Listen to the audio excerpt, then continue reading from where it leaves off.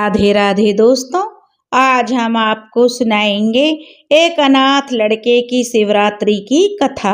अगर आप हमारे चैनल पर नए हैं तो प्लीज़ हमारे चैनल को सब्सक्राइब करें, वीडियो को लाइक करें और शेयर करें। एक गांव में एक भोला नाम का एक लड़का रहता था। भोला के माता पिता उसके बचपन में ही गुजर गए थे। उसका इस दुनिया में कोई नहीं था, भाई बहन माता पिता कोई नहीं। वह बेचारा अकेला रहता था। वह मन का बड़ा ही साफ था। वह बड़ा ही निस्वार्थ भाव का भोला भाला था। क्योंकि वह बहुत ही भोला भाला सीधा साधा था, इसलिए गांव के लोग उसे भोला कहकर पुकारते थे। उसमें स्वार्थ तो बिल्कुल नहीं था। वह गांव के अमीर घरानों के जमींदारों की गाय चराता था। बदले में उसे वे लोग ग्वाली देते थे और उसी ग्वाली से उसकी गुजर बसर चलती थी। वह बेचारा भोला पढ़ा लिखा नहीं था, लेकिन अगर उसके मन में कोई बात बैठ जाती कि यही सच है तो वह उसे ही सत्य मान लेता था, चाहे वह बात फिर चाहे गलत ही क्यों ना हो। वह उस बात को इस तरह से चिपक जाता था जैसे गुड़ में चींटा चिपक जाता है। फिर कोई भी उसे कितना भी समझाए वह किसी की नहीं सुनता था। सत्य और झूठ को अलग अलग करने का निर्णय शक्ति उसमें नहीं थी। वह बिल्कुल भी कोई भी सही निर्णय नहीं कर पाता था। वह बिल्कुल भी स्वार्थी नहीं था, बड़ा ही सीधा साधा था, मन का एकदम सच्चा था। किसी को कोई नुकसान नहीं पहुंचाता था। वह किसी के दिल को भी कोई ठेस नहीं पहुंचाता था। वह अपने काम से काम रखता था। वह रोज जंगल में तालाब के किनारे एक बरगद के पेड़ की छाया में बैठ जाता था और वहीं पर ही वह भजन गाता था, अपनी बांसुरी बजाता था। वहीं पर उसकी गाय उसके आसपास घास चरती रहती थी। तब एक दिन की बात है, सोमवार का दिन था। एक महान पंडित जी उनके गांव में आया और उसी तालाब पर स्नान करने लगा। भोला उस समय भजन गा रहा था।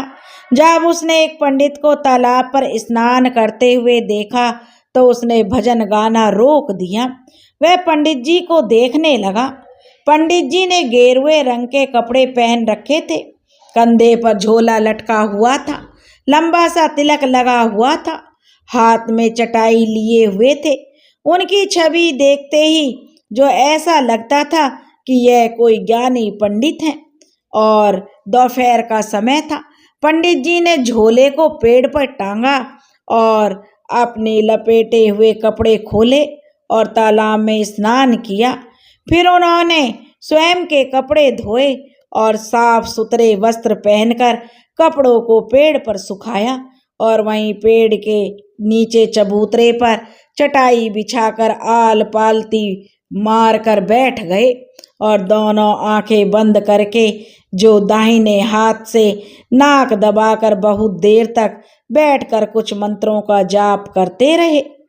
उसके बाद फिर उन्होंने अपने झोले से कुछ फल निकाले और पानी पिया और सूखे कपड़ों को समेटा और झोले में डाला और वहां से चलने लगे। अब भोला जो पंडित जी को बहुत देर से देख रहा था, जब पंडित जी जाने लगे तो भोला दौड़कर उनके पास गया और बोला, पंडित जी महाराज पाएं लागू। पंडित जी बोले, जीते रहो बेटा। भोला बोला, पंडित जी महाराज आप कहाँ से आए हैं और अब आप कहाँ जा रहे हैं? तब पंडित जी बोले, बेटा मैं तो काशी जी से आ रहा हूँ, मैं एक तीर्थ यात्री हूँ, अब आगे तीर्थ यात्रा के लिए जा रहा हूँ। तब भोला बोला, पंडित जी महाराज अगर आप बुरा ना माने तो मैं आपसे एक बात पूछना चाहता हूँ। तब पंडित जी बोले, पूछो बेटा। तब भोला ने कहा, पंडित जी आप एक हाथ से नाक बंद करके बहुत देर तक बैठे थे, ऐसा आप क्यों कर रहे थे? पंडित जी बोले कि बेटा मैं तो भगवान शंकर के दर्शन कर रहा था। ऐसा कहकर पंडित जी आगे को चल दिए। तब भोला ने आव देखा न ताब, झट से उसने भी जो धोती खोली, अपना गमछा लपेटा और धोती धोकर पेड़ पर सुखाई और तालाब में स्नान किया। स्नान करने के बाद भोला तालाब से बाहर आया और अपनी धोती लपेटी, गमछा सुखाया और फिर वह भी वही चबूतरे पर आलती पालती मारकर बैठ गया। उसने भी भगवान शंकर के दर्शन के लिए दाहिने हाथ से नाक दबा करके बहुत देर तक बैठा रहा, लेकिन भोला को तो भगवान शंकर के दर्शन नहीं हुए। तब उसने मन ही मन सोचा, शायद नाक को जोर से दबाना पड़ता होगा, शायद मेरी पकड़ ढीली है तभी मुझे भगवान शंकर के दर्शन नहीं हो रहे। तो भोला ने अपनी नाक को जोर से दबा दिया और उसने मन ही मन सोचा कि चाहे प्राण निकलते हों तो निकल जाएं, लेकिन आज तो मैं भगवान शंकर के दर्शन करके ही रहूंगा। थोड़ी देर में ही अब भोला का दम घुटने लगा।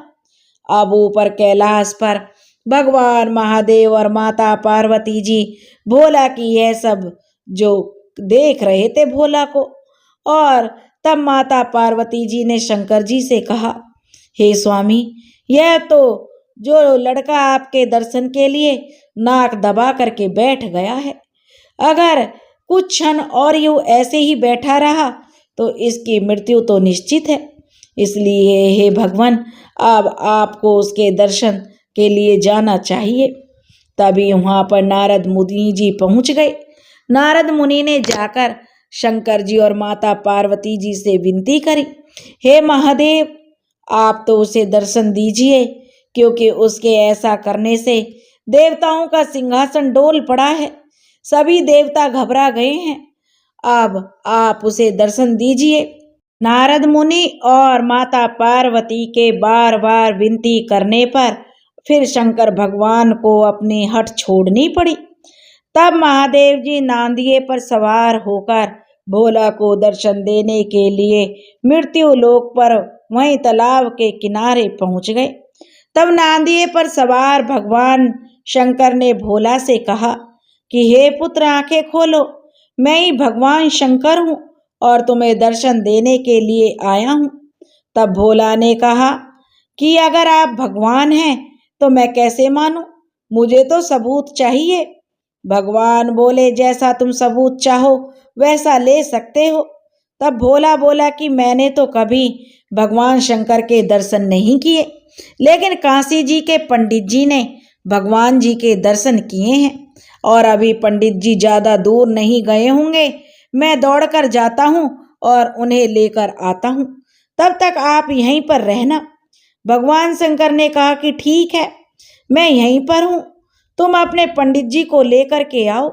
लेकिन भोला ने कहा कि मैं आपकी बात का कैसे विश्वास करूं?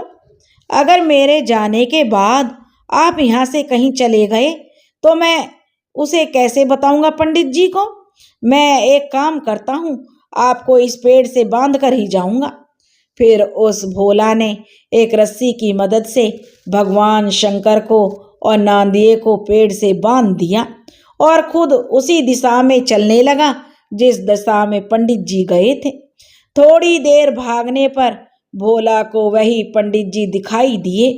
भोला ने जोर जोर से आवाज लगानी शुरू कर दी कि पंडित जी महाराज जरा रुकिए, पंडित जी महाराज जरा रुकिए। पंडित जी ने सोचा कि यह कोई चोर है जो मुझे लूटना चाहता है। पंडित जी भी अब जितना तेज दौड़ सकते थे दौड़ने लगे, लेकिन भोला ठहरा हट्टा कट्टा, पंडित जी ठहरे थे बूढ़े आदमी। आखिर भोला ने दौड़कर पंडित जी को पकड़ लिया। भोला पंडित जी से बोलने लगा, पंडित जी महाराज, आपने तो भगवान महादेव के दर्शन किए हैं, आप मुझे देखकर क्यों भाग रहे हो? तब पंडित जी बोले कि मैंने तो तुम्हें कोई चोर उचक्का समझा, इसलिए मैं भाग रहा था। तब भोला बोला, पंडित जी महाराज, मैं कोई चोर वोर नहीं हूँ, मैं तो आपको इसलिए रोक रहा हूँ कि आपने तो भगवान भोले शंकर के दर्शन किए हैं, अब आप वापस उसी बरगद के पेड़ के नीचे चलिए। मैंने भी नाक दबा करके जो बंद की और भगवान महादेव के दर्शन किए हैं, अब आप चल करके ही बताइए क्या वही भगवान है या कोई साधारण इंसान है जो मुझे मूर्ख बनाने के लिए आ गया है? क्योंकि भगवान को तो आपने देखा है, तो आप ही बता सकते हैं पंडित जी महाराज। और मैंने तो समझ लिया वो अपने आप को तो भगवान बता रहे हैं, लेकिन मैं कैसे समझ लूं कि वो भगवान है, वो कोई मूर्ख इंसान है, क्योंकि वह कहता है कि मैं भगवान हूं, तो मैं कैसे मान लूं। तब पंडित जी भोला की तरफ आश्चर्य से देखने लगे कि कोई मूर्ख इंसान ही होगा जो ऐसा कहता है कि मैं भगवान हूं। पंडित जी सोचने लगे। तब पंडित जी भोला के साथ उसी पेड़ के नीचे आ गए। पंडित जी को पेड़ से रस्सी बंधी हुई दिखाई दे रही थी, जबकि भोला को तो पेड़ के साथ बंधे हुए भगवान भी दिखाई दे रहे थे। भोला ने पंडित जी से कहा, पंडित जी, जो पेड़ से बंधे हुए हैं वे भगवान है क्या? पंडित जी ने देखा और भोला से पिंड छुटाने की गरज से झूठ बोल दिया, हाँ यही भगवान है, जबकि पंडित जी को पेड़ से केवल रस्सी बंधी हुई दिखाई दे रही थी। अब पंडित जी की छुट्टी हो चुकी थी। पंडित जी तो सिर पर पांव रखकर झटपट वहां से भाग गए। तब भोला ने पेड़ से रस्सी खोली और भगवान शंकर के चरण पकड़ लिए। तब भगवान ने कहा कि अरे बालक, यह पंडित मेरा भक्त नहीं है, यह तो पाखंडी, धूर्त और लालची इंसान है। तब भोला ने भगवान महादेव से कहा कि फिर आपने उसको दर्शन क्यों दिए? तब भगवान ने कहा कि हे पुत्र, मैंने तो उसे कहाँ दर्शन दिए हैं, वह पंडित तो झूठ बोल रहा था। तब भोला ने भगवान से कहा, लेकिन भगवान, उसने मुझसे झूठ क्यों कहा? उसके झूठ ने ही तो मुझे आपसे मिला दिया है। कोई बात नहीं, अगर उसने झूठ भी बोला है तो उसके झूठ ने मुझे आपके दर्शन करा दिए। अब वह जो पंडित जी है, चाहे पाखंडी, लालची ही सही, लेकिन वही मेरे पहले गुरु हैं। तब भगवान शंकर ने कहा, पुत्र, तुम कोई वरदान मांगो। तब भोला कहने लगा कि हे प्रभु, मैं चाहता हूं कि रोज जब भी नहाकर नाक बंद करके हमेशा मैं बैठूं तो मुझे सबसे पहले आपके ही दर्शन होते रहें। तब भोले ने भगवान से कहा कि भगवान, मुझे एक वरदान आप मुझे और दीजिए। तब भगवान महादेव ने मुस्कुराकर कहा कि मांगो पुत्र, तुम्हें क्या चाहिए? तब भोला ने कहा कि हे भगवान, जब पंडित महाराज स्नान करके नाक बंद करें तो आप उस पंडित को भी दर्शन दीजिएगा। तब भगवान बोले कि वह तो पंडित भी सुधर जाएगा, उसको भी सद्गति मिल जाएगी, क्योंकि जिसने मेरे दर्शन कर लिए वह पाखंडी, धूर्त नहीं रहता, उसके सारे पाप मैं धो देता हूँ। हे पुत्र, तुम धन्य हो, तुमने अपने साथ साथ अपने गुरु का भी उद्धार कर दिया। हमेशा गुरु अपने चेले का उद्धार करते हैं, लेकिन आज एक चेले के हाथ गुरु का उद्धार हो गया, आज चेले के हाथ गुरु तर जाएगा। इस तरह भगवान भोला को जो आशीर्वाद देकर अंतर्ध्यान हो गए। दूसरे दिन जब पंडित स्नान करने नाक बंद करके भगवान के दर्शन करने के लिए बैठा, तो अब उस पंडित को तो साक्षात भगवान महादेव के दर्शन हो गए। तब भगवान महादेव ने पंडित को पूरी सच्चाई बताई। दूसरे दिन ही वह पंडित उसी गांव में उसी तालाब पर भोला के पास आया और उस भोला के चरण पकड़ लिए और भोला से कहा कि हे गुरुदेव, आप मेरे चरण क्यों पकड़ रहे हैं? भोला ने कहा। तब उस पंडित ने कहा कि हे पुत्र, तेरी वजह से मुझे भी भगवान के दर्शन हुए हैं। पुत्र, तू धन्य है, तेरी निस्वार्थ सेवा से तुझे भगवान ने दर्शन दिए। हे पुत्र, मैं एक पाखंडी था, लेकिन तू एक सच्चा भगवान का भक्त है। पुत्र, तू सच्चा शिव भक्त था। मैंने पूरी उम्र तीर्थ यात्राएं करी, पवित्र नदियों में स्नान किया, लेकिन मैं तन को ही धो पाया, मन को नहीं धो पाया। मैं एक पाखंडी, लालची, धूर्त इंसान था, लेकिन तू तो बेटा एक सच्चा शिव भक्त निकला। दोस्तों, जिस तरह से भगवान की भक्ति जो सच्चे हृदय से करते हैं, भगवान उसी को स्वीकार करते हैं। दिखावा करना, छल कपट करना, उससे भगवान खुश नहीं होते। भगवान के भक्त सच्चे हृदय से भगवान जो को पुकारते हैं तो भगवान भी उसकी पुकार सुनते हैं।